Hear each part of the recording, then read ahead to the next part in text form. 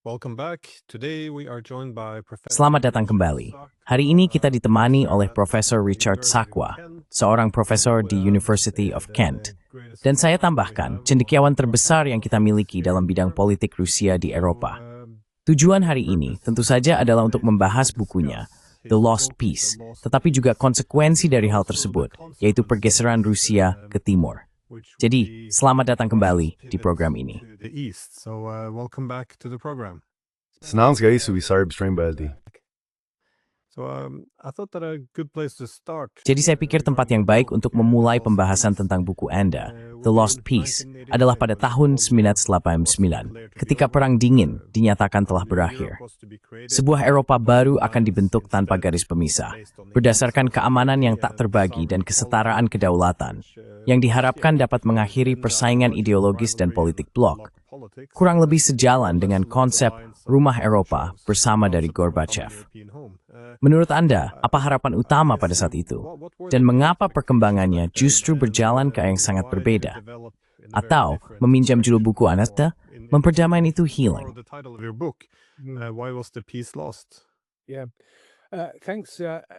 Ya, terima kasih. Sebenarnya saya berpendapat bahwa memang ada perdamaian yang bisa hilang, sebuah potensi perdamaian. Dan perdamaian seperti apa?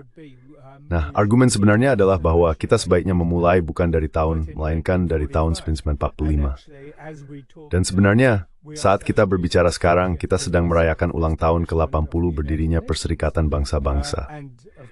Tentu saja, pada akhir Perang Dunia Kedua, perang paling dahsyat dalam sejarah manusia, aspirasi-aspirasi yang mengarah pada pembentukan Perserikatan Bangsa-Bangsa dan pengesahan piagam, serta semua protokol, institusi, dan sebagainya yang muncul kemudian, merupakan upaya yang tepat untuk membangun tatanan perdamaian yang positif. Bukan sekadar ketiadaan perang, tetapi agar umat manusia dapat menghindari bencana perang, seperti yang tertulis dalam piagam.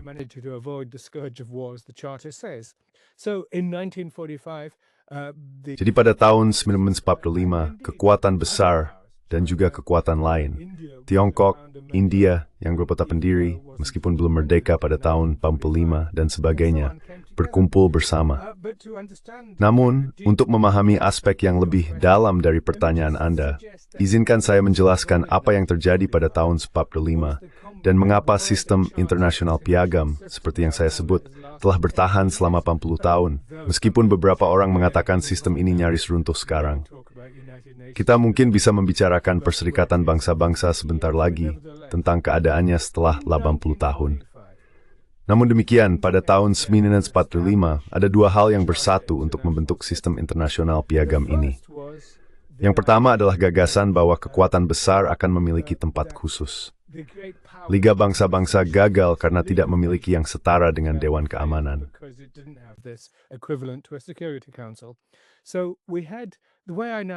Jadi, cara saya menggambarkannya sekarang adalah bahwa ada dua bentuk komitas.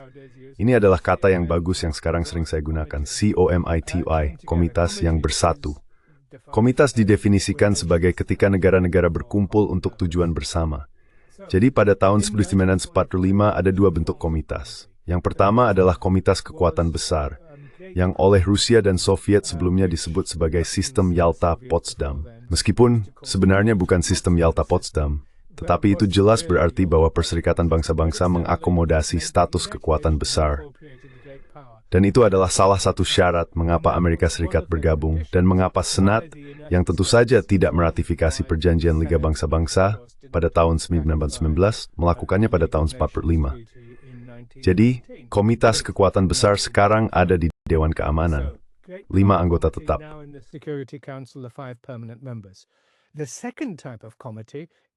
Jenis kedua dari komite adalah komite federatif. Saat ini ada 193 negara berdaulat yang setara di Majelis Umum Perserikatan Bangsa-Bangsa. Saat kita berbicara, sidang ke-80 sedang berlangsung untuk merayakan ulang tahun ke-80. Federatif, atau jika Anda mau, saya tidak akan menyebutnya komite demokratis, yaitu bahwa semua negara memiliki kedaulatan yang semacamnya. Jadi ini adalah sistem piagam, dan ia bertahan karena kombinasi antara aspirasi kesetaraan semua negara bangsa dan politik kekuatan besar. Nah, kembali ke tahun 1989 ketika Gorbachev, Mikhail Sergeyevich mengakhiri Perang Dingin dengan Uni Soviet sebagai pemimpin, itu bukanlah sebuah penyerahan kepada Barat politik seperti yang saya sebut, Barat kolektif seperti yang disebut oleh orang Rusia.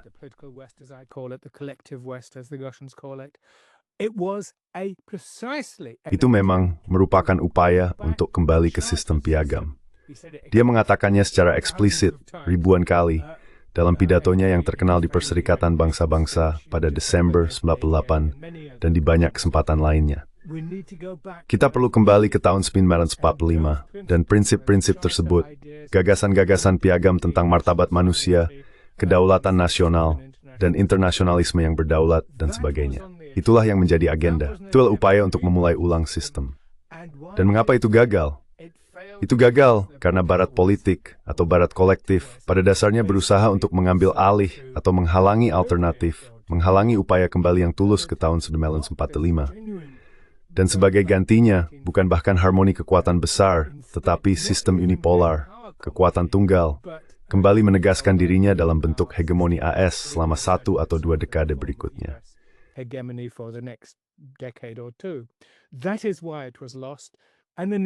Itulah sebabnya hal itu hilang.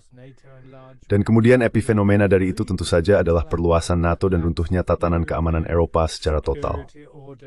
Idenya adalah bahwa sistem pasca Perang Dingin ini hanyalah perluasan dari Barat politik yang mengklaim bersifat universal. Sesuatu yang jelas tidak akan pernah bisa diterima oleh Rusia, Tiongkok, dan beberapa negara lain.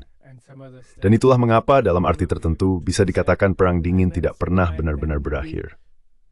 Ia ready staked dostebo petamate, jentiharas mini, bentuk-bentuk sword smite.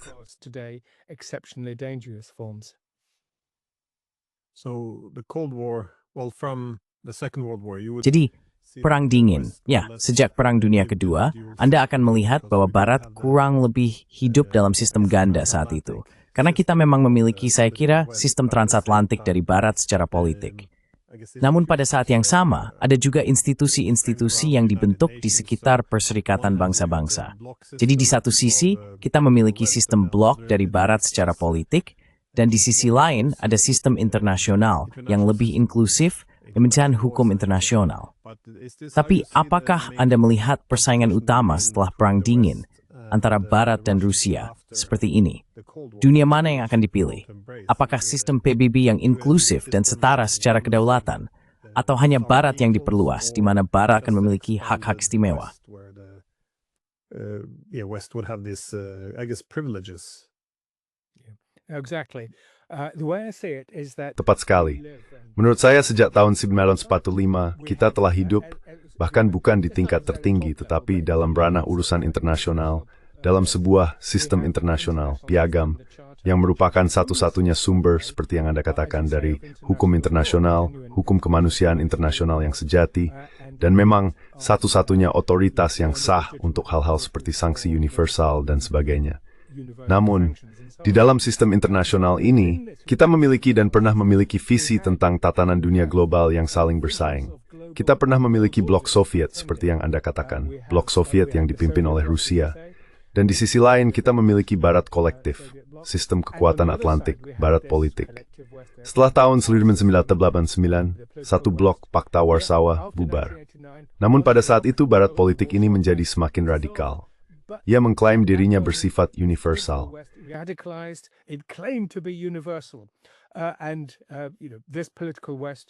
Dan Barat politik ini muncul dan selalu memiliki omong-omong visi yang berbeda. Sebuah model tentang bagaimana politik internasional bekerja, yang bertentangan dengan cara sistem piagam seharusnya berjalan. Di dasar sistem piagam terdapat prinsip internasionalisme berdaulat. Dan itulah sebabnya orang-orang seperti John Eikenberry dan lainnya, para pembela besar tatanan internasional liberal yang disebut-sebut itu, keliru ketika mengatakan bahwa hari ini kita kembali ke Westphalia. Hanya, Anda tahu, negara-negara berdaulat seperti bola biliar yang saling bertabrakan. Karena internasionalisme berdaulat adalah Westphalia plus, kedaulatan plus internasionalisme dalam banyak bentuk, tetapi di atas segalanya, Perserikatan Bangsa-Bangsa. Sementara ideologi dari sistem Atlantik ini, dari Barat politik, adalah dan selalu merupakan globalisme liberal. John Mearsheimer menyebutnya hegemoni liberal setelah Nembralet-Lit Smeden. Tabdesta globalisme liberal. After 1989, but liberal globalism. In other words, that there were things above and Dengan kata lain, ada hal-hal yang berada di atas dan lebih tinggi dari kedaulatan nasional. Itulah sebabnya Amerika Serikat selama Perang Dingin Pertama melakukan intervensi sebanyak 55 kali dengan berbagai jenis kudeta atau intervensi. Bahkan ketika kekuatan yang terpilih secara demokratis, misalnya Chili pada tahun 1973, terlibat. Namun, ketika globalisme liberal kemudian tentu saja semakin radikal setelah 1989, di saat tidak ada lagi tatanan dunia pesaing, muncullah apa yang disebut tatanan berbasis aturan, hegemoni liberal, dan sebagainya. Yang kini tentu saja sedang ditantang oleh model tatanan dunia baru yang semakin jelas, sebuah alternatif, yaitu aliansi Rusia-Tiongkok atau BRICS atau Organisasi Kerjasama Shanghai, dan banyak lagi lainnya, yang secara umum bisa kita sebut, entah apa namanya, timur politik. Namun penting untuk ditekankan bahwa timur politik ini, sama seperti Gorbachev, is not anti-Western. It is, or even anti-blue. It is post. Ini bukan atau bahkan anti-biru, ini adalah pasca barat, tidak menarik untuk menjadi anti terhadap sesuatu. Ini adalah tandingan dari logika globalisme liberal, dan ini membela internasionalisme yang berdaulat. Oleh karena itu, ini kembali merujuk pada prinsip-prinsip piagam. Dan itulah yang membuat momen di mana kita hidup saat ini begitu menarik, kecuali jika kita benar-benar memasuki perang besar-besaran. Yang menarik adalah, sekarang kita memiliki kekuatan global yang dipimpin oleh dengan segala kekurangannya Rusia dan Tiongkok dan India dan Brasil, serta begitu banyak negara lain. Indonesia bergabung dengan organisasi BRICS tahun ini. Dengan kata lain, untuk membela prinsip-prinsip piagam secara tepat. Dan itu adalah hal yang sangat penting.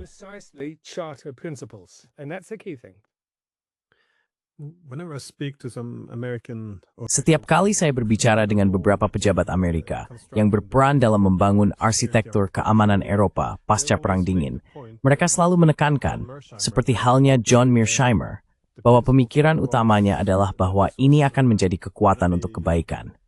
Sekali lagi, bahwa niat baik itu pada dasarnya tulus, gagasan bahwa mereka bisa menciptakan kembali dunia sesuai citra mereka. Dunia yang diorganisasi di sekitar hegemoni AS dan nilai-nilai demokrasi liberal seharusnya bukan ditujukan untuk melawan siapapun. Itu seharusnya menjadi kekuatan untuk kebaikan, sesuatu yang akan menguntungkan semua orang. Tentu saja, orang bisa berargumen bahwa ini kemudian melebur ke dalam seluruh proyek neokonservatif tentang perdamaian melalui dominasi.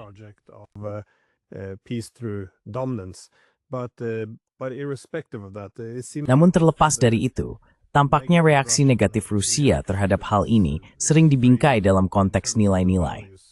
Jadi jika kita kemudian mengejar sistem internasional yang didasarkan pada hegemoni liberal, argumennya adalah bahwa Rusia takut pada demokrasi. Mereka tidak suka melihat demokrasi karena Anda tahu, mereka secara inheren otoriter, dengan pemikiran seperti itu, yang sering dimaksudkan untuk mendemonisasi Rusia. Namun Rusia selalu menyoroti aspek hegemonik. It's has more maaft spurfor hanor kitihibredi Washington. It's a mength demenda. It's Rusen. Washington and the rest of the world had to adjust.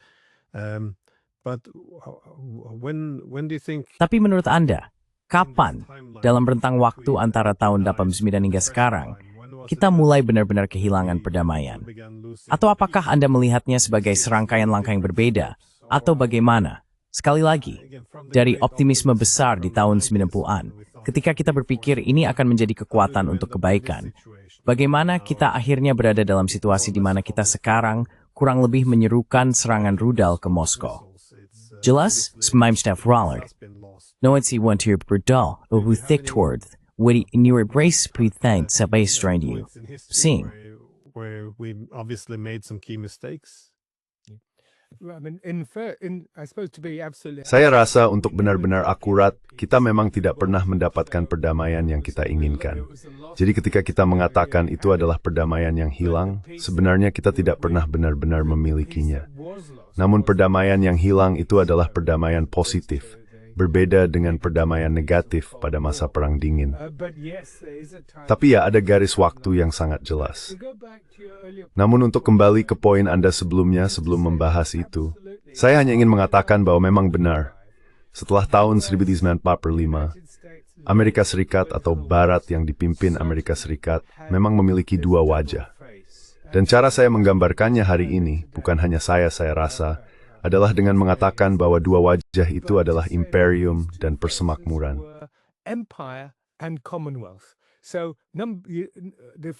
Jadi faktanya adalah bahwa Anglo-Amerika hingga tahun 1947, ketika selama Perang Saudara Yunani, Inggris menyerahkan tongkat estafet kepada AS untuk memimpin Barat, memang memiliki perspektif persemakmuran yang sangat kuat, kepentingan umum, barang bersama, dan sebagainya.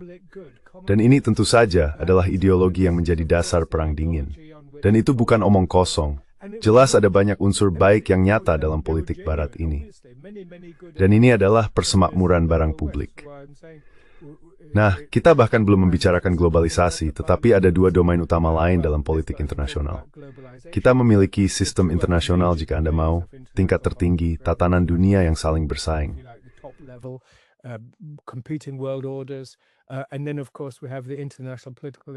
Dan kemudian tentu saja kita memiliki tingkat ekonomi politik internasional. Dan pada tingkat itu, Amerika Serikat menyediakan banyak barang publik dan membangun kerangka kerja untuk perdagangan dunia dan pembangunan ekonomi dunia, yang belum pernah ada tandingannya dalam sejarah manusia.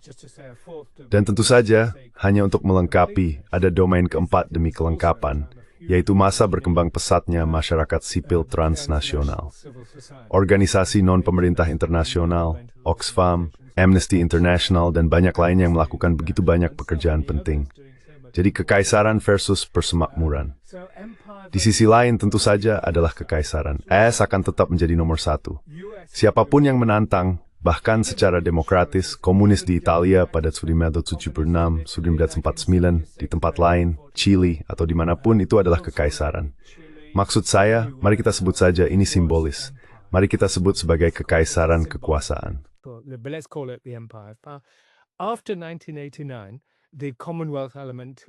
Setelah Maret 1989, unsur persemakmuran jalan terus berlanjut, tetapi menjadi lebih radikal dalam berbagai cara. Garis waktunya saat itu adalah bahwa 40 tahun setelah 1945 didominasi oleh persaingan dengan Uni Soviet yang memaksa kekuatan Barat untuk mengadopsi Keynesianisme dan membangun negara kesejahteraan. Tentu saja, hal ini sudah dimulai sebelum perang dengan New Deal di Amerika Serikat dengan Demokratiska Swedia atau Skandinavia sebelum perang, tetapi kemudian menjadi mode umum. Inggris, Prancis, Italia, dan seterusnya, Jerman. Jadi selama 40 tahun, mereka membangun itu.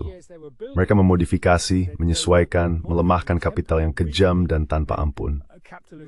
Namun kemudian setelah 1945, tangan sosialisme sudah mulai melemah. Histori Uni Soviet dalam bentuk geopolitiknya, tetapi juga secara internal.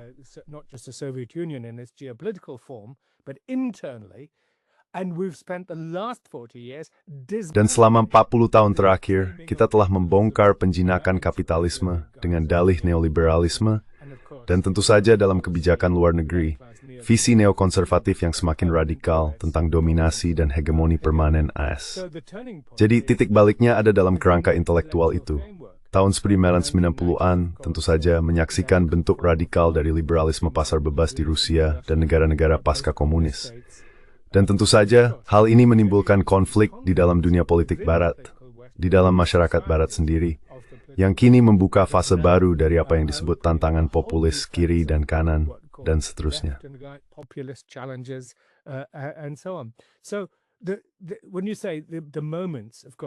Jadi ketika Anda menyebutkan momen-momen itu, tentu saja, di dalamnya kita memiliki arus bawah di dunia politik Barat, khususnya dalam konteks Eropa kita, yaitu perluasan NATO, ketidakmampuan Amerika Serikat untuk bertindak sebagai pendamai sejati. Kita sudah bisa melihat hal ini dalam Perang Saudara Yugoslavia, atau Perang Yugoslavia pada tahun 1990-an, pengeboman Yugoslavia, Serbia pada tahun 1999, dan tentu saja invasi ilegal Anglo-Amerika pada tahun 2003, penarikan Amerika Serikat dari Perjanjian Anti-Ballistic Missile pada Juni 2002. Jadi ada banyak momen di jalur ini. yang tentu saja merupakan akumulasi dari dilema keamanan di benua Eropa, yang kemudian meledak dalam perang mengerikan yang kita saksikan sekarang, perang Rusia-Ukraina. Jadi ada berbagai langkah, tetapi setiap langkah berada dalam logika yang sudah saya sebutkan sebelumnya.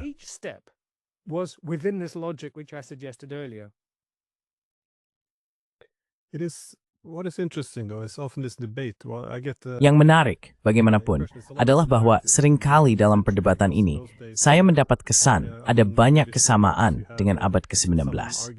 Pada masa itu, di kalangan kaum liberal Inggris, ada yang berdebat mendukung dan menentang konsep kekaisaran liberal. Beberapa kaum liberal berpendapat bahwa kekaisaran bertentangan dengan gagasan liberalisme, yaitu penentuan nasib sendiri suatu bangsa. Sementara yang lain, dan Anda bisa memasukkan John Stuart Mill ke dalam kategori ini, berpendapat bahwa kekaisaran diperlukan untuk memajukan perjuangan liberalisme.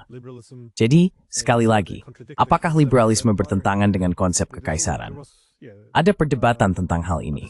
Namun tentu saja, setelah krisis ekonomi tahun 1973, terlihat bahwa seluruh konsep kekaisaran, sebagian besar meninggalkan dalih untuk memajukan liberalisme.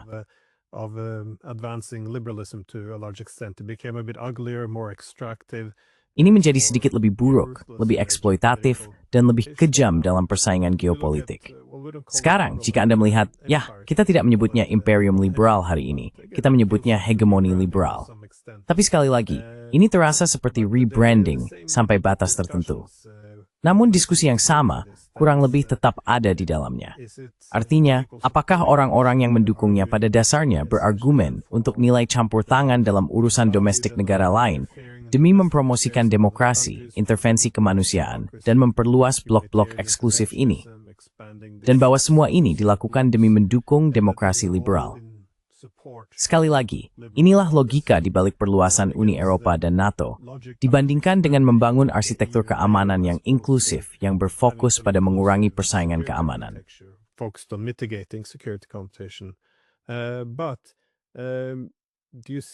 Tapi, apakah Anda melihat sebagian dari ini mulai runtuh, seperti yang terjadi di akhir abad ke-19? Kepura-puraan melayani tujuan yang lebih tinggi.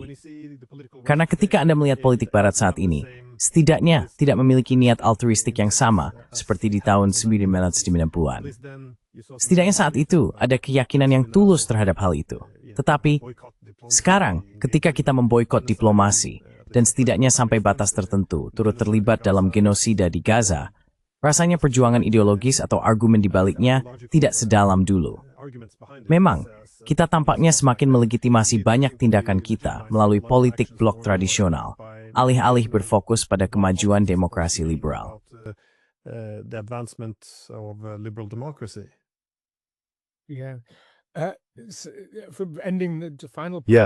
Sebagai penutup, standar ganda memang sudah melekat dalam sistem yang memiliki dua logika operatif, imperium dan kepentingan bersama, atau kebaikan publik. Karena itu, imperium akan selalu membela dirinya sendiri. Ketika semuanya berjalan lancar tanpa tantangan, ia bisa menampilkan wajah yang ramah. Namun begitu muncul tantangan, wajah yang lebih keras akan terlihat. Dan standar ganda tentu saja, Anda bersikap ramah atau selektif, memaksakan. Nu man ik teman dan keras dat musur. Tinggal ada warrior fearing neodornif yang sama. It's embedded in the science. Rewi saste menilai wari persedeban. Dan standar deban dianggap dan berlaku.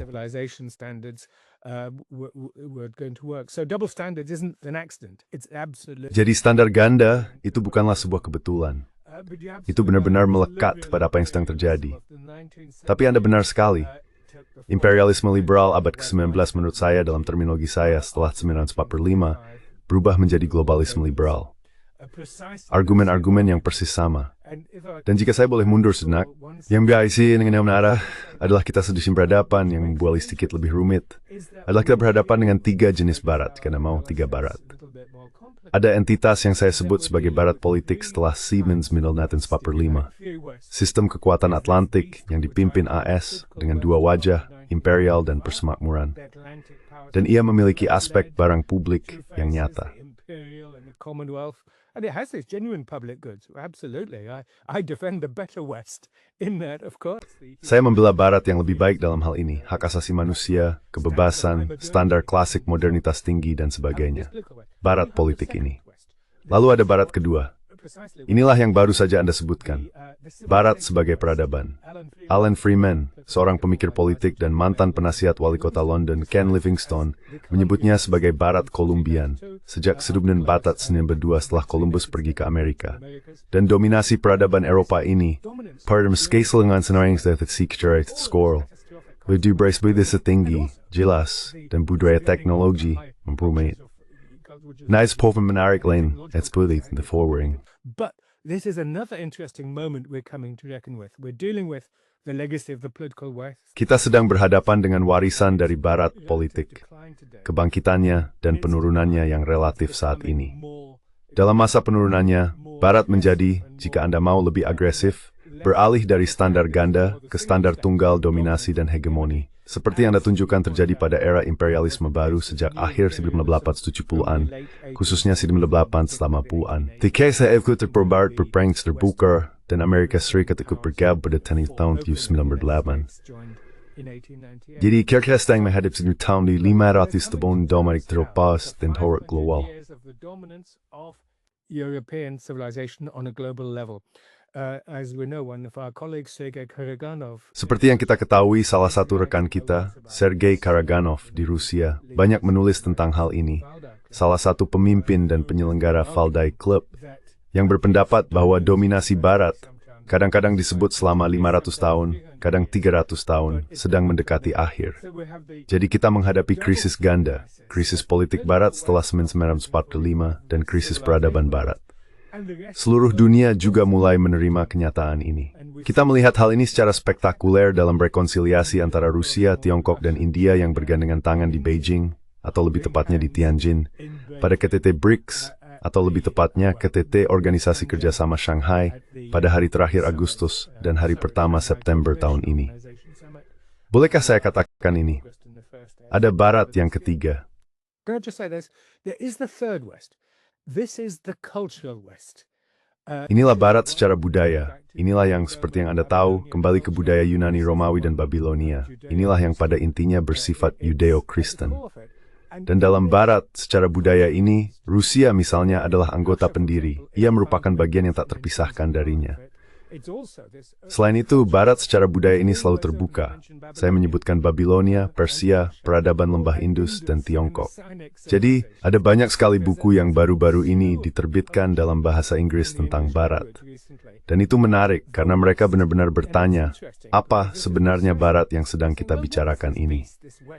Jelas, banyaknya buku yang terbit sekarang adalah upaya untuk memahami sejarah 2.500–3.000 tahun ini.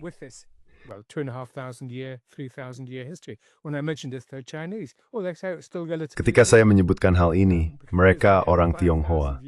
Oh, itu sebabnya masih tergolong baru. Karena mereka memiliki sejarah pembentukan budaya selama 5.000 tahun. Tapi ya, sekali lagi, ada banyak hal yang bersatu pada saat ini, yang membuatnya sangat menarik secara intelektual. Jika saja kita bisa memahami secara konseptual berbagai lapisan dan mudah saja menggunakan kata krisis. Tetapi tentu saja Anda tahu kata Yunani krisis, berarti momen refleksi dalam kehidupan komunitas. Dan itulah yang sedang kita lakukan, merefleksikan. Dan itu sangat menarik untuk teruskan, meskipun ada bahaya besar yang sudah kita identifikasi.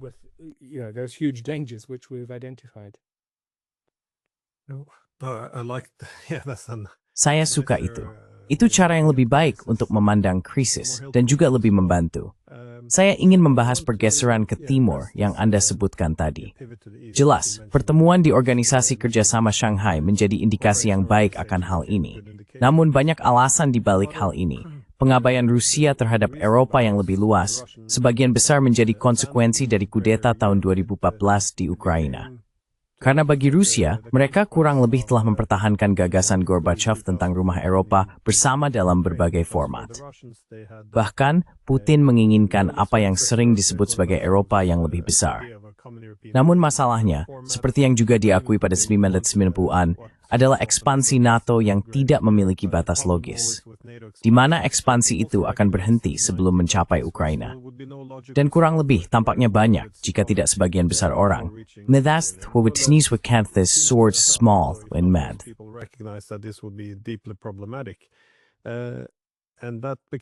Dan itulah yang menjadi tahun yang sangat penting, yaitu 2014.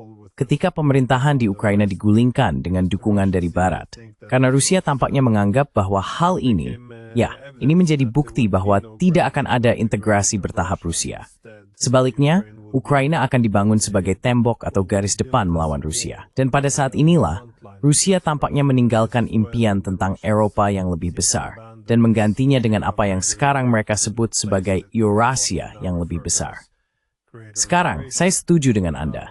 Saya tidak berpikir konsep Eurasia yang lebih besar ini ditujukan untuk melawan Barat sebagai blok baru seperti era Perang Dingin. Melainkan, saya pikir ini hanya tentang menciptakan dunia pasca Barat, di mana Barat bukanlah musuh, tetapi dan legs berpusat pada Barat, Meng.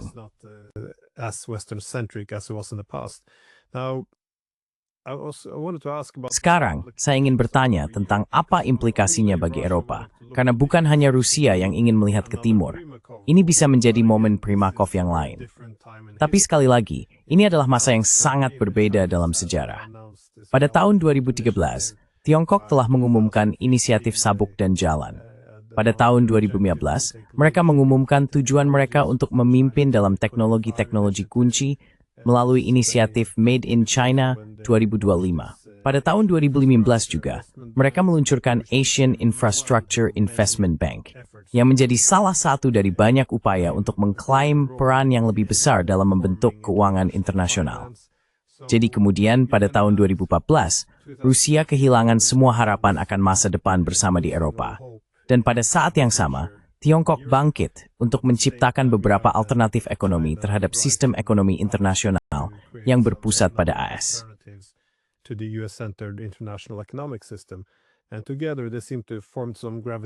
Dan bersama-sama, mereka tampaknya membentuk semacam tarikan gravitasi yang mulai membentuk kembali Eurasia. Mengingat semua ini, bagaimana pengaruhnya terhadap Eropa?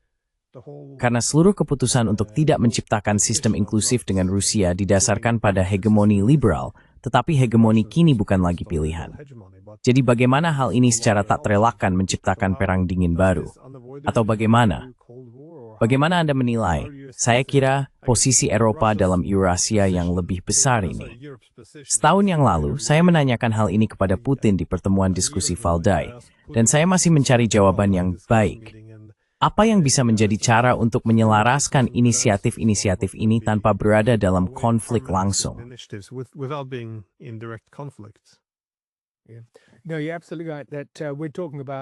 Tidak, Anda benar sekali bahwa kita sedang membicarakan kemunculan tatanan dunia yang semakin pasca Barat, atau bahkan sistem internasional dengan dominasi politik Barat yang menurun, dan memang dominasi peradaban Barat yang juga menurun seiring kita berdamai dengan latar belakang kita sendiri.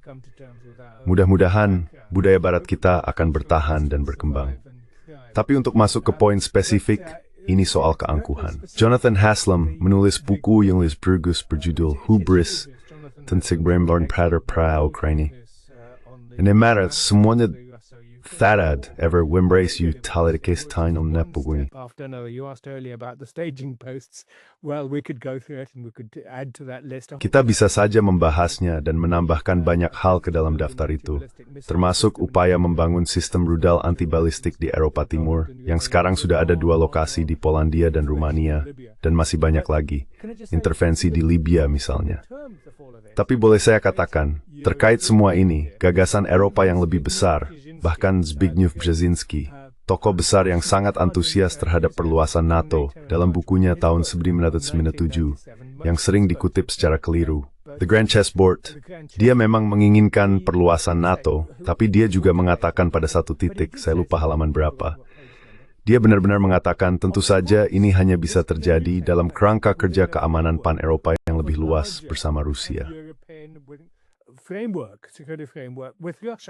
So even he and later on he developed that idea even more. Jadi bahkan dia dan kemudian dia mengembangkan ide itu lebih jauh lagi, masuk ke Rusia secara agresif dan sebagainya.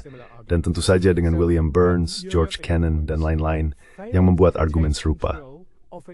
Jadi dengan kata lain, Eropa gagal mengendalikan nasibnya sendiri. Logika ekspansi ini didorong oleh Washington. Tentu saja ada permintaan dari negara-negara bekas komunis di Eropa Timur. Tetapi permintaan itu tentu saja sebagian besar muncul karena tidak adanya alternatif yang koheren. Dan bisa dimengerti mengapa mereka ingin bergabung dengan NATO, karena itu satu-satunya pilihan yang tersedia. Ketika ada Partnership for Peace, jika bukan Dewan Eropa, tetapi jika OSCE, Organisasi untuk Keamanan dan Kerjasama di Eropa, bisa berkembang sebagai alternatif, maka situasinya akan menjadi lebih rumit.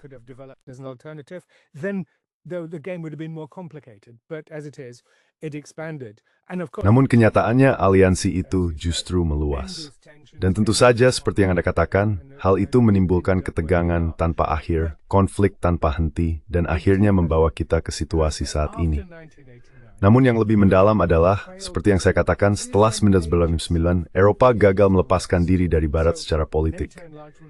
Jadi perluasan NATO bukan hanya soal memasukkan Eropa Timur atau memperbesar aliansi. Itu juga merupakan cara untuk mempertahankan hegemoni AS atas Eropa Barat itu sendiri. Secara sangat eksplisit, sebenarnya. Saya baru-baru ini menelusuri pertanyaan ini. Di Bosnia, jika Anda ingat, pada tahun 1991, seorang politisi Luxembourg berkata, waktunya Eropa telah tiba. Dan pada tahun pertama 1991-92, Eropa berkata kepada Washington, jangan ikut campur, ini wilayah kami akan menangani ini.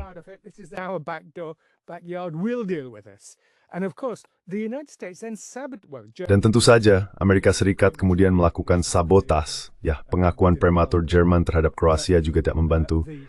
Tetapi pada akhirnya, Eropa tidak mampu menangani situasi tersebut. AS kemudian secara sengaja masuk dan memblokir versi awal dari rencana Badinter dan rencana lainnya. Bagaimanapun kita bisa membahas semua detail ini.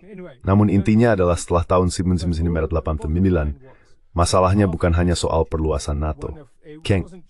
Step NATO tetap dirigisen untuk memastikan bahwa Amerika Serikat tetap negara-negara Eropa sebagai negara bawahan atau negara vasal, seperti yang disebut sebagian orang. Dan seterusnya.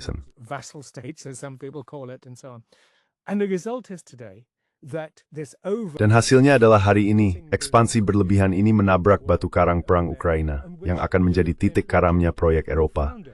Karena jelas sekali mereka kini menghadapi objek yang cukup solid, yaitu perlawanan Rusia terhadap ekspansi ini. Dan tentu saja dari benturan ini, yang kini kita saksikan sebagai bencana, terjadi eskalasi insiden, yang disebut pelanggaran Rusia di Polandia, penerbangan di Baltik, di Rumania, dan sebagainya. Jadi Barat secara politik, hanya karena terus berlanjut setelah 1989, membuat Eropa sama sekali tidak bisa mengendalikan nasibnya sendiri. Maka dari itu, Emmanuel Macron ketika pertama kali menjabat sebagai Presiden Prancis pada 2017, dan tak lama setelahnya menyampaikan pidato-pidato luar biasa yang membahas isu ini secara tepat.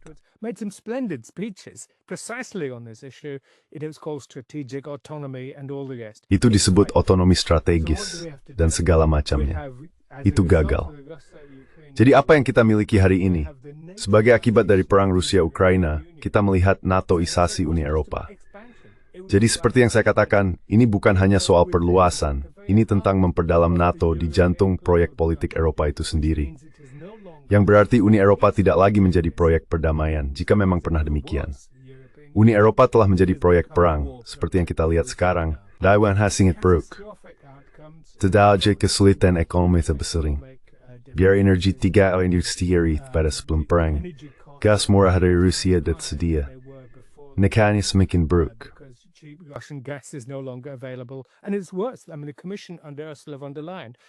Maksud saya, komisi di bawah Ursula von der Leyen sedang berada di jalur bunuh diri untuk menghancurkan ekonomi Eropa karena intensitas dan kekerasan Rusofobia mereka.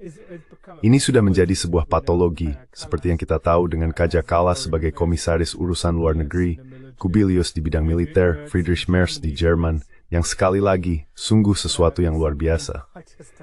Jadi Eropa sedang berada di jalur penghancuran diri. Sementara itu, seperti yang Esnon, seluruh dunia yang memperhatikan saat negara-negara global utara terpecah belah dan bahkan barat secara politik sedang mengalami kemunduran. Karena seks sebagai dua entek en persaran dan sekarang hanya menjadi kekaisaran saja. It's now simply becoming empire.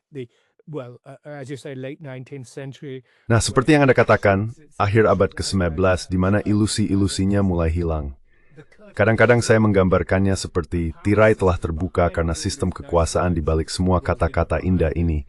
Anda tahu, tersembunyi di balik tabir. Dan sekarang tabir itu telah tersingkap, dan kita bisa melihat Amerika ala Trump, Inggris ala Starmer, Jerman ala Merz, Prancis ala Macron. Ini hanyalah negara-negara yang dengan agresif melakukan militerisasi yang kecuali Trump, bahkan tidak mempertimbangkan konsep perdamaian, negosiasi, dan diplomasi untuk mengakhiri perang mengerikan di benua kita. Bagaimanapun, di tengah semua itu, memang muncul sebuah alternatif, Eropa yang lebih besar. Tapi seperti yang Anda katakan, apa sebenarnya proyek Eurasia yang lebih besar ini? Dari mana ia bermula?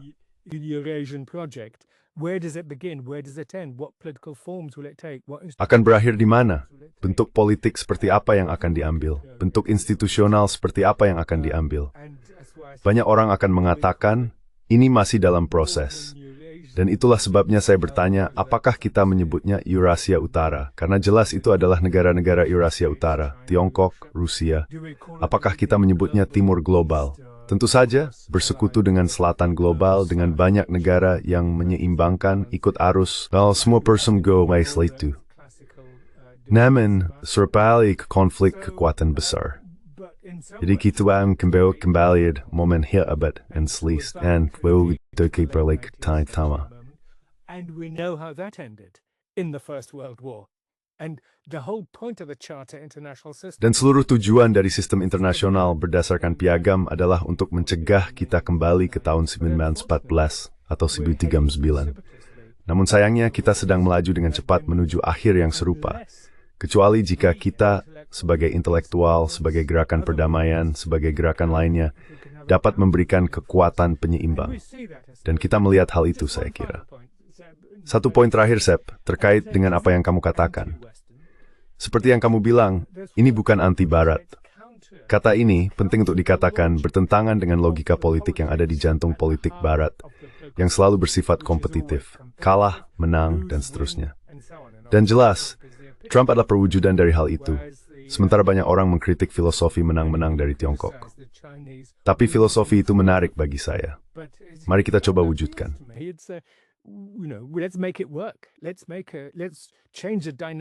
Mari kita ubah dinamika politik internasional. Dan ini sangatlah katastrofik. Menghadapi, Anda tahu, kita memiliki begitu banyak perkembangan teknologi yang menarik. Saya cukup antusias dengan reaktor modular kecil. Mereka bisa mengembangkan wilayah-wilayah di Asia, Afrika, Arktik, tempat-tempat yang sulit mendapatkan listrik. Anda tahu, kita bisa memperbaiki segalanya. Kemanusiaan bisa melakukan begitu banyak hal. Namun sebaliknya, jika saya boleh berkata demikian, para elit politik yang berpikiran mundur di Washington, Brussels, Warsawa, London, Berlin, dan daftarnya bahkan lebih panjang dari itu, justru ingin mempertahankan bentuk politik yang anakronistik dan kuno, yang pada tahun 1945 untuk sesaat, dan pada tahun 1999 untuk sesaat lagi, kita benar-benar berpikir bisa kita lampaui.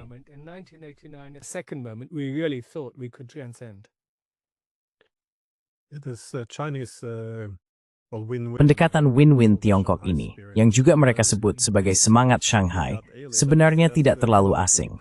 Itu adalah prinsip utama dari keamanan yang tidak terpisahkan, yang seharusnya menjadi resep untuk mengatasi, atau setidaknya mengurangi, sebagian dari persaingan keamanan dalam sistem internasional.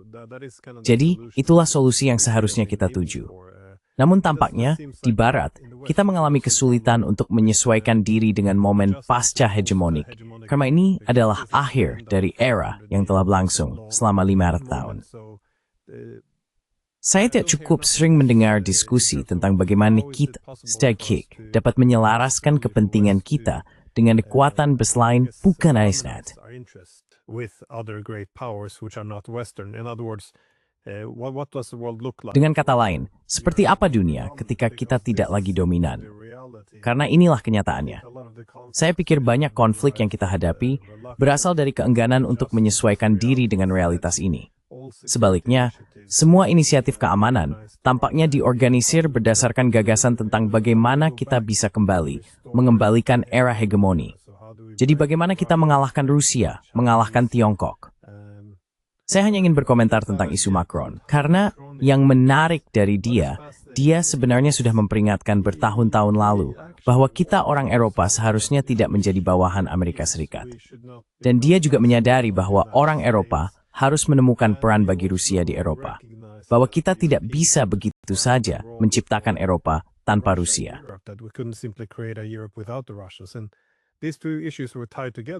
Dan kedua isu ini saling terkait, karena jika kita tidak memiliki peran untuk Rusia di Eropa, kita akan menghadapi konflik. Jika kita mengalami konflik, itu berarti kita akan semakin bergantung pada Amerika Serikat untuk keamanan, jika kita menghidupkan kembali logika Perang Dingin. Dan dalam situasi seperti itu, seluruh tujuan untuk menciptakan posisi independen bagi Eropa, yang otonom dari Amerika Serikat, akan terganggu. Karena yang berubah di awal tahun 90-an adalah, kita tidak lagi memiliki ketergantungan berlebihan di Eropa terhadap keamanan AS, yang kemudian bisa dimanfaatkan oleh Amerika untuk mendapatkan konsesi politik dan ekonomi dari Eropa. Sekali lagi, hubungan yang sangat asimetris. Namun, justru sebaliknya yang dilakukan oleh Eropa.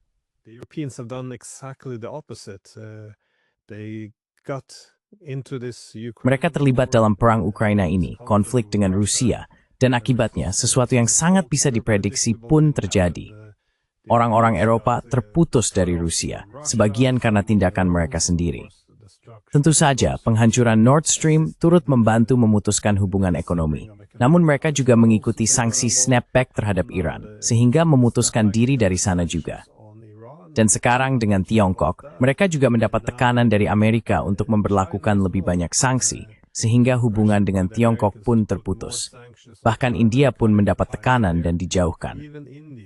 Masalahnya sekarang, tentu saja, Eropa justru semakin bergantung pada Amerika Serikat sebagai satu-satunya pilihan yang tersisa. Dan ini memungkinkan AS menjadi semakin sewenang-wenang, jika boleh dikatakan, atau semakin mengambil keuntungan dalam hubungannya.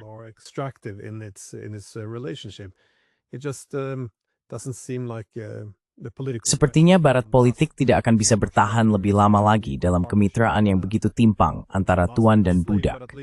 Ini jelas bukan lagi hubungan yang setara.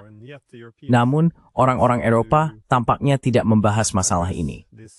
Sebaliknya, mereka justru mendorong terjadinya konflik lebih lanjut dengan Rusia dan melibatkan AS lebih dalam lagi. Saya tidak yakin bagaimana pandangan Anda tentang hal ini.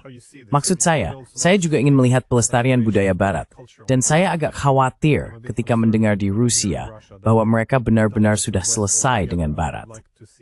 Saya sebenarnya ingin melihat ada upaya untuk menghidupkan kembali beberapa ikatan dengan budaya Barat, meskipun saat ini mereka tampaknya sudah cukup dengan Eropa, setidaknya dalam retorika.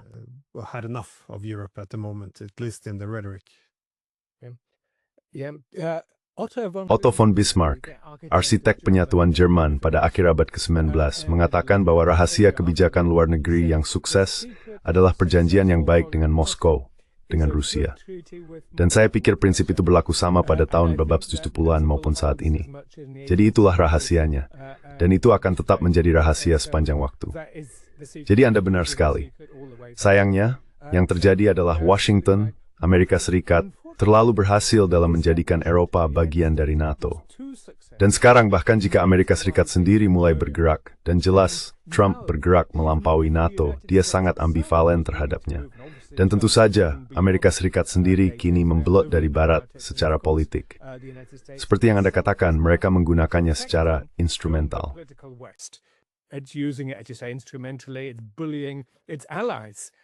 Ia menindas sekutunya sendiri sama seperti yang diduga dilakukan terhadap lawan dan oposisi. Jadi, kekuatannya rendah. Dan Barat tampaknya menerima hal itu, bahkan rela mengorbankan hubungan baik dengan India dan Tiongkok.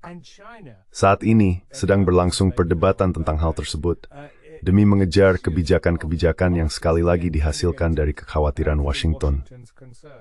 Jadi Barat secara politik, dan Anda tahu cara saya melihat fenomena Trumpian ini, yang tentu saja bersinggungan dengan semua hal tersebut, adalah bahwa Trump sendiri menarik untuk diamati. Karena yang pertama, maksud saya, cara saya melihatnya adalah Trump pada dasarnya memimpin 4 pembelotan. Membelot, meninggalkan. Yang pertama, dia meninggalkan Barat secara politik. The first one, he's leaving the political West. MAGA, it's all about this. America first. Intinya begini, Amerika didahulukan. Buat Amerika hebat lagi. Kita tidak butuh sekutu Eropa Barat ini. Mereka sudah menjadi beban bagi kita, dan seterusnya. Jika kalian menginginkan sesuatu dari AS, kalian harus membayarnya. Dan jika kalian ingin melanjutkan perang di Ukraina, kalian yang membayarnya. Kami akan memberikan senjatanya, tapi kalian yang membayarnya. Dan kalian yang bertanggung jawab atasnya. Jadi, Barat politik sekarang sedang terpecah. Tapi pembelotan ini, bisa dibilang yang ala Trump ini, disambut baik di seluruh spektrum orang-orang kiri dan pendukung perdamaian, yang bisa berkata, ya, sudah waktunya. NATO ini didirikan untuk suatu tujuan.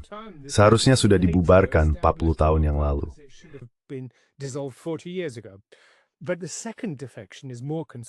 Namun, pembelotan kedua ini lebih mengkhawatirkan bagi Amerika Serikat. Karena juga membelot dari sistem internasional, dari piagam Perserikatan Bangsa-Bangsa. Seperti yang kita ketahui, Amerika Serikat tidak membayar dan sudah bertahun-tahun tidak melakukannya, termasuk di bawah pemerintahan Biden, porsi penuh biaya untuk Perserikatan Bangsa-Bangsa. Faktanya, tahun ini Amerika Serikat hanya membayar sepertiga dari iurannya. Ngomong-ngomong, Tiongkok juga belum membayar kontribusinya ke Perserikatan Bangsa-Bangsa secara penuh. Dan itu adalah poin yang menurut saya perlu kita sampaikan kepada teman-teman Tiongkok kita. Mengapa mereka tidak turun tangan untuk mendukung Perserikatan Bangsa-Bangsa dan pekerjaannya? Seperti yang Anda ketahui, harus kehilangan sekitar 500 staf hanya tahun ini saja.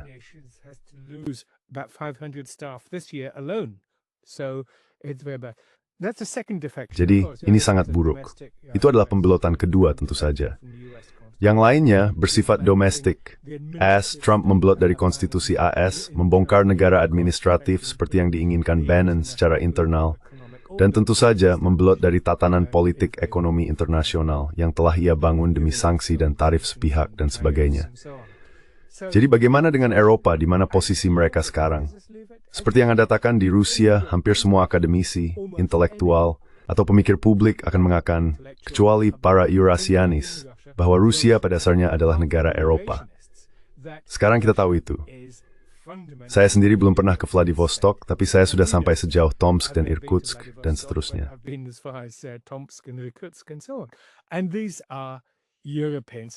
Dan ini adalah masyarakat Eropa, benar-benar Eropa, dan dalam banyak hal yang terbaik dari Eropa masih berlanjut. Tradisi sosial demokrat, negara kesejahteraan, dan sebagainya, manfaat publik. Tentu saja ini relatif kurang berkembang. Ya, memang tidak begitu kaya, jadi belum berkembang seperti seharusnya. Jadi Anda benar sekali, Rusia tidak akan meninggalkan Eropa. Rusia akan tetap di sana dan tidak akan dipindahkan ke Samudra Pasifik. Sama seperti Inggris, yang jelas selama bertahun-tahun ini ditarik ke tengah Samudra Atlantik. Kita tetap terus diganggu oleh orang-orang Eropa yang ngomong kemental.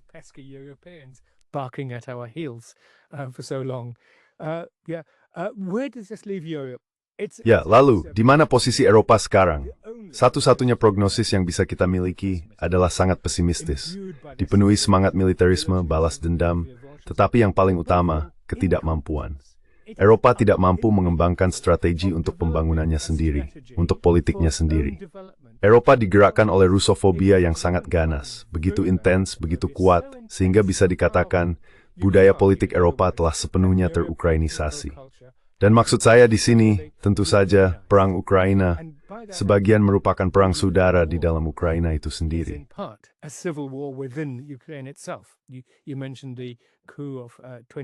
Anda menyebutkan kudeta tahun 2014 yang mengganggu keseimbangan di dalam Ukraina dan memungkinkan bagian masyarakat yang sangat militan dan nasionalis radikal untuk mengalahkan, menghancurkan, dan melemahkan secara politik bagian lainnya, yang kemudian memicu konflik. Namun, bagian itu kini hampir sepenuhnya terserap ke dalam budaya politik Eropa, bersamaan dengan militansi Israel, yang juga telah terserap ke dalam budaya politik Eropa. absorbed into European politics. Baru minggu ini, di banyak negara termasuk Inggris Raya, kita telah melihat pengakuan terhadap negara Palestina, seperti yang sudah kita dengar semua. Namun satu-satunya respons adalah sangat sedikit, sangat terlambat. Mengingat fakta bahwa pembunuhan massal masih terus berlangsung. Genosida, sebut saja apapun itu. Mass murders, continuing genocide, call it what you will, in Gaza. It is when history books are written. Ketika buku-buku sejarah ditulis nanti, inilah puncak, klimaks dari kebangkrutan intelektual dan strategis para elit Eropa Barat kita, bahwa kita tidak mampu untuk berdiri tegak. Dan seperti yang Anda sebutkan, sanksi snapback terhadap Iran. Baru minggu lalu, Iran kembali mengatakan, ya, kami akan mengizinkan Badan Energi Atom Internasional untuk melanjutkan inspeksi di Iran. Namun, kekuatan-kekuatan Eropa ini, Anda akan berpikir bahwa elit kita sudah kehilangan akal dalam beberapa hal. Di mana logikanya? Di mana kemanusiaannya? 90 juta orang di Iran harus menderita, hampir 150 juta di Rusia. Apakah tidak ada batasnya? Dan tentu saja sayangnya memang tidak ada batas bagi kebangkrutan intelektual dan strategis mereka, serta tentu saja korupsi politik.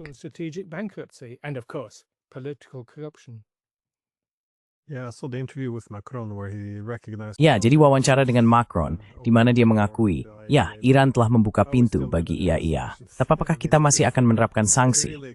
Maksud saya, ini benar-benar hal yang luar biasa. Tapi juga, seperti yang Anda sarankan, komponen kunci dari geopolitik adalah pengakuan bahwa geografi itu penting. Jadi jelas, Rusia akan tetap ada di Eropa. Tapi sebagai pertanyaan terakhir, saya ingin bertanya, ke buku Anda tentang perdamaian yang hilang menguraikan banyak jalur yang tidak diambil. Dan saya, Keith tidak akan pernah tahu apa yang akan terjadi jika jalur-jalur itu diambil dalam garis waktu yang berbeda.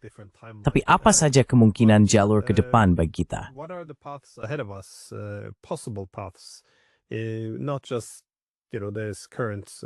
Bukan hanya Anda tahu ide-ide yang saat ini diusulkan oleh pemerintah Eropa. Kita baru saja melihat Presiden Republik Ceko menyarankan agar kita mulai menembak jatuh pesawat Rusia. Ide mengerikan lain yang membawa kita menuju Perang Dunia Ketiga. Tapi, apa saja jalur lain ke depan dalam hal mengatur keamanan Eropa? Karena jelas, Rusia telah melakukan pergeseran permanen ke Asia. Namun bahkan dalam konstruksi Eurasia yang lebih besar ini, Eropa masih dianggap sebagai bagiannya.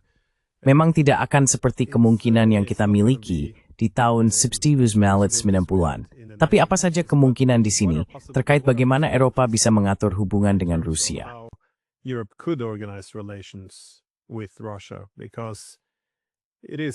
Karena memang begitu, saya tahu orang Eropa tidak suka mendengar ini, atau setidaknya para pemimpin Eropa, tetapi Rusia negara terbesar di Eropa dalam hal luas wilayah, populasi, militer, serta ekonomi.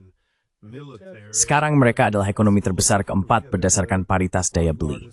Dan ini terjadi di tengah perang juga. Ini hanya akan terus berkembang. Jadi, gagasan yang dulu diakui para pemimpin Eropa bahwa menciptakan Eropa tanpa Rusia kemungkinan besar akan menjadi Eropa yang melawan Rusia telah terbukti seperti yang diperkirakan. Tapi, lalu apa jalan lain yang bisa diambil? Bagaimana kita bisa mengatur keamanan Eropa? Bukan hanya Anda tahu, demi kepentingan Rusia, tetapi juga untuk diri kita sendiri. Karena jelas, Eropa saat ini tidak berjalan dengan baik sama sekali.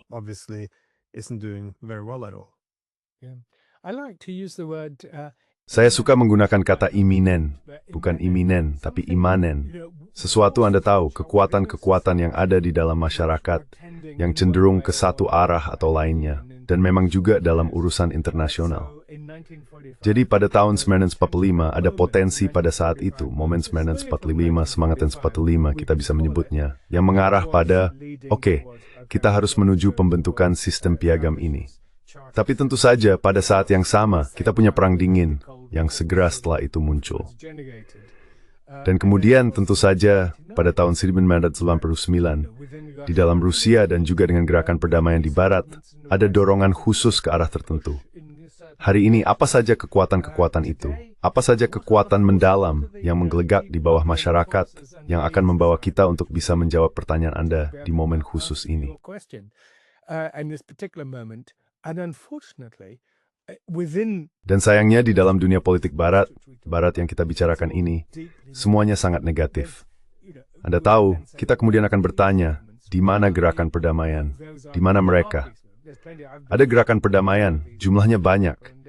Saya telah berbicara dengan banyak orang luar biasa ini, dan ada kekuatan penyeimbang serta individu-individu pemberani. Di Amerika Serikat kita memiliki Quincy Institute for Responsible Statecraft, dan masih banyak lagi yang melakukan pekerjaan baik. Di Inggris, sayangnya, hampir terkeban intelektual dan institusional secara total dalam hal memikirkan cara-cara alternatif. Sayangnya, orang akan berargumen bahwa dibutuhkan sebuah perang agar sistem internasional padahal bisa berubah dan kekuatan-kekuatan yang terpendam bisa muncul. the imminent forces to come to emerge out. And of course, in the nuclear age, that war, of course, will Dan tentu saja, di era nuklir, perang itu akan menjadi akhir bagi umat manusia. Serangga mungkin masih bisa bertahan, dan kecoa akan berkembang biak. Namun kekuatan penyeimbang saat ini bukan berasal dari dalam barat, melainkan dari luar barat. Dari kekuatan pasca barat, kekuatan tandingan. Bukan anti, tetapi kekuatan tandingan. Logika konflik dengan segala kontradiksinya. Rusia, Tiongkok, India tentu saja juga memiliki kontradiksi dan pekerjaan rumah untuk menyesuaikan diri dengan cita-cita piagam. Baik, Anda memberi makan rakyat terlebih dahulu, lalu kita lanjutkan. Bagus. Itu cara yang masuk akal untuk melakukan sesuatu. Singkatnya, saat ini situasinya sangat negatif bagi masyarakat barat kita. Sangat negatif. Di Inggris, seperti yang Anda tahu, kita memiliki pemerintahan yang sangat populer.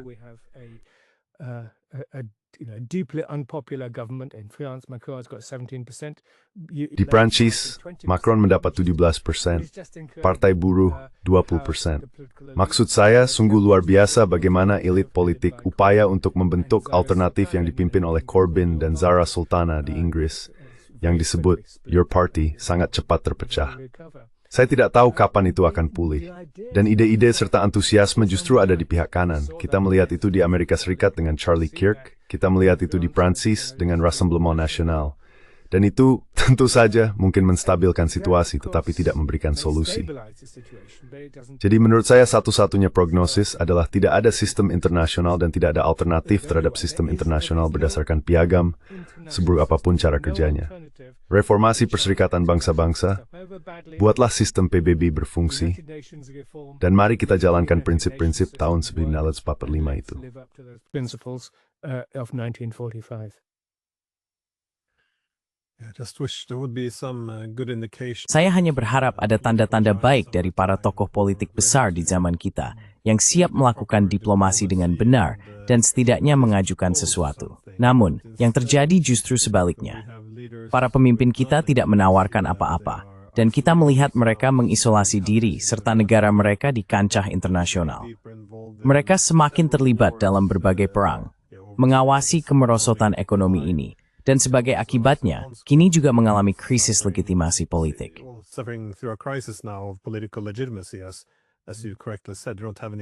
Seperti yang Anda katakan dengan benar, mereka tidak memiliki dukungan yang signifikan, dan reaksinya tampaknya justru mengejar oposisi politik, seperti yang sekarang Anda lihat di banyak negara Eropa. Sekali lagi, saya sebenarnya ingin melihat transisi yang teratur menuju sistem multipolar ini, tetapi tampaknya orang-orang Eropa justru bersikeras menabrak tembok. Saya rasa perubahan akan datang, tidak peduli seberapa besar Anda mengabaikan kenyataan. Bagaimanapun, serai true di batu mawa Anda. Jesus tahu kekestautan di deskripsi, dan saya senat maafkan that akan mendesapan now kita pun mengigurkan. Jadi ya, terima kasih Bu Tho. Yeah, thanks again for taking the time. Dengan senalthi, because I'll be you.